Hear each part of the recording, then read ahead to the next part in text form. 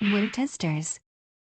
Hey Wear Testers, this is Duke back again with a performance review. This time with a shoe that I really wasn't sure I wanted to test out, but I had enough readers and enough viewers on my YouTube channel and on the weartesters.com site ask about doing the review, so I had no choice. We decided to go ahead and go forward with it.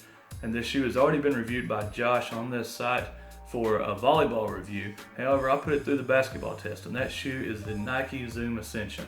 And the reason I say I wasn't sure about this shoe is because it just doesn't look like enough shoe for a guy that plays my style.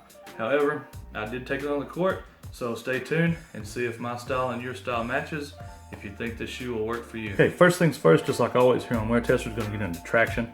Traction on the Zoom Ascension could not be better. The rubber is very tacky, it's very thick, the pattern is deep, and they stick to pretty much anything just like glue.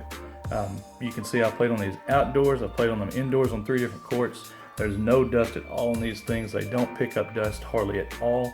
The traction is almost too good, and I'll get into that a little bit more in the fit and the materials. But overall, if you're looking for a stick-to-glue traction, you don't look any further than the Zoom Ascension. It works fantastic. The flex screws on the forefoot here are very important as far as your traction. Also helps in your transition and really digging into the shoe, into the floor. And I'll get into why these are even more important in the cushioning department. But as far as traction goes, they're great. They're fantastic. Okay, we'll move from the traction into the cushion, and that is definitely not the bright point of this shoe. If there is any zoom area in the forefoot, I still haven't felt it yet. I know it's just one of the small rectangle units. I played in these for almost a month trying to break them in where I can get some zoom feedback out of that forefoot unit. It's just not there. I mean, it's even less there than the Kyrie 2 was. The heel is just file-on, and it rides very low. It's very thin. If you're looking for a court feel shoe, look no further. However, there's just not enough underfoot for me to play in these very long. It's one of the most painful reviews I've ever done. My knees and ankles were killing me whenever I got done, and it's just the fact that there's just nothing there under the foot for me to play. If you're a lighter guard, you know, a small forward, something like that, who plays a real up and down game, the court feel may be good enough for you, but for me, it's just not there. Okay, now we'll get into the materials, and the materials again were really disappointing as well. It's got this new stitched upper here, and it's really basically just a mesh upper, very soft running shoe mesh. You can see it flexing here with just these stitched lines on it. I have no idea why. There's some story about it being supportive or about it helping out, but as you can see, they may be supportive, but they're not durable. I've already blown this one out. This one's blowing out. They don't really do anything other than just add some design to the upper and break up this mesh. Again, it's kind of disappointing because I thought it was going to be more of a nicer mesh, but for $90, you get what you pay for.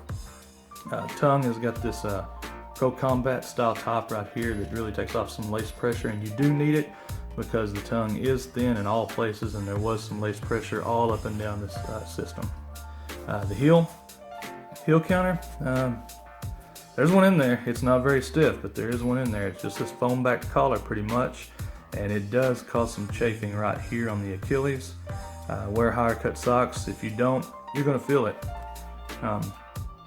Swoosh is just, you know, fused on, painted on out here.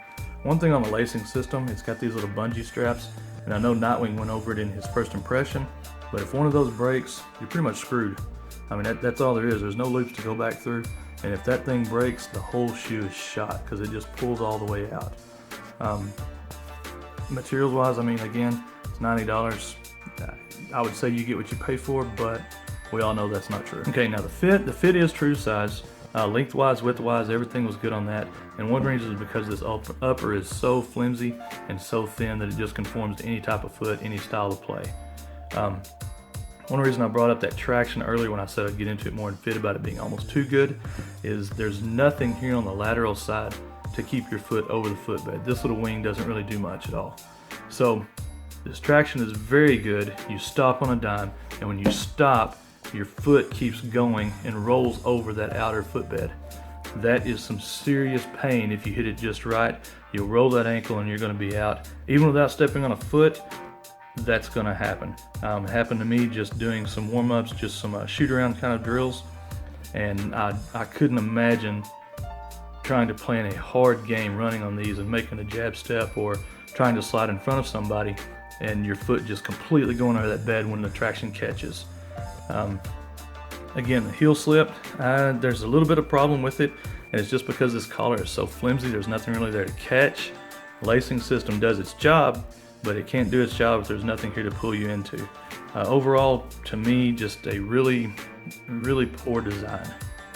Now, as far as stability, there's supposedly a shank in here, and I guess it probably is in there because it does feel a little harder right here.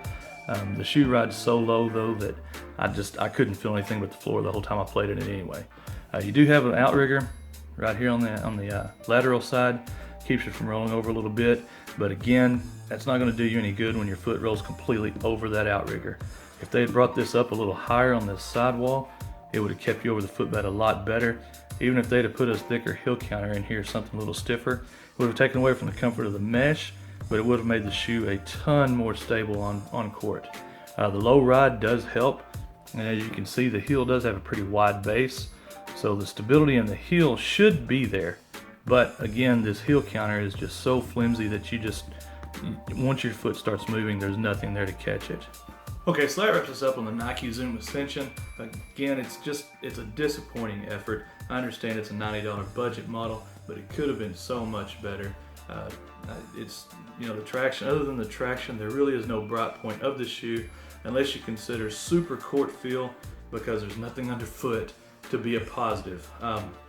I will never have these on my feet again. This was one of the most painful reviews I've ever had to do, and just purely on the fact that the cushioning just is not there for me, and the upper is not supportive enough at all to keep my foot over the footbed. Matter of fact, these are going to be given away to a guy at my gym who blew his pair of shoes out last week. I told him as soon as the review was done, they were his.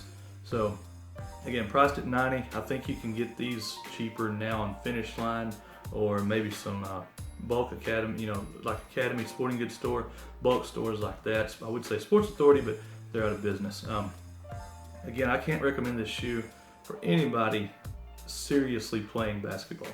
And if you're in the driveway playing with your kids and you need a shoe to throw on, yeah, maybe it'll be okay. If you're a weekend warrior, you play once, twice a month, you'll be able to get by with it. And I understand they have to make a market for shoes, for people like that. However, this shoe is just not for me. Again, that's as good as I can say about it. Next up for me, I believe, is the the Alpha Bounce.